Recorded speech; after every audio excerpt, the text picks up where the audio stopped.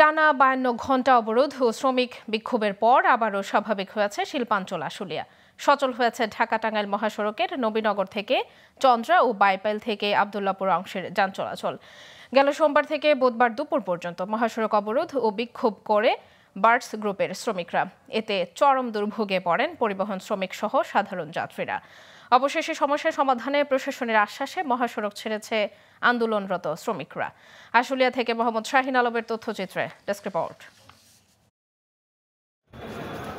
শিল্পাঞ্চল আশুলিয়ার বাইপাইল এলাকায় টানা 52 ঘণ্টা ঢাকা-টাঙ্গাইল মহাসড়কের নবীনগর চন্দ্রা ও বাইপাইল আবদুল্লাপুর মহাসড়ক অবরোধ ও বিক্ষোভ করেছে বার্ডস গ্রুপের শ্রমিকরা। এতে উত্তরবঙ্গের সাথে আশুলিয়ার যান চলাচল বিচ্ছিন্ন হয়ে যায়, সৃষ্টি হয় তীব্র যানজট, ভোগান্তিতে পড়েন পরিবহন শ্রমিক ও স্থানীয়রা।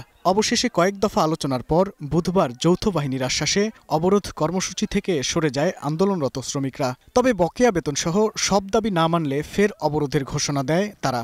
সেনাবাহিনী বলছে আপনারা রাস্তা ছেড়ে দেন, আমরা আপনাদের পাওনা দাওনা নিয়ে দেব। সেনাবাহিনী আমাদের যতদূর বলল যে আপনারা যদি রাস্তা না ছাড়েন তাহলে উনি কেমনে আসবে, উনি আসবে ফ্যাক্টরির ভিতরেই সমাধান হবে, আপনাদের পাওনা দাওনা যে যা পাবেন ওইটা দিয়ে দেওয়া হবে। যে লেফটেন্যান্ট স্যার ছিল, বড় বড় স্যার ছিল, তারা আমাদের আশ্বাস দিচ্ছে যে আপনারা ফ্যাক্টরির ভিতরে অবস্থান করেন, আমরা আপনাদের চেয়ারম্যান স্যারদের আজকের মধ্যেই আমাদের ফ্যাক্টরিতে নিয়ে আসবে এবং আজকের মধ্যেই ফয়সালা দিবে। যেহেতু সেনাবাহিনী আমাদেরকে একটা আশ্বাস দিছে, মালিক গ্রেপ্তার করছি, আপনাদের পাওনার বিষয়ে যা যা করা দরকার, শ্রমিকদের জন্য যা যা করা দরকার আমরা করব। শ্রমিকদের সমস্যা সমাধানে প্রশাসন কাজ করছে, পাশাপাশি বকেয়া বেতন সহ বিভিন্ন দাবি মালিকপক্ষের সাথে আলোচনা করে সমাধানের আশ্বাস দেন এই পুলিশ কর্মকর্তা।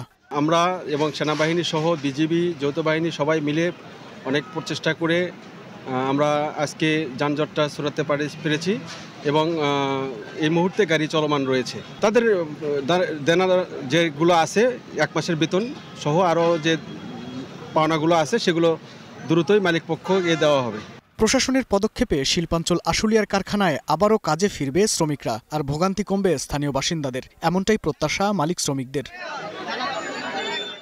Global television news desk.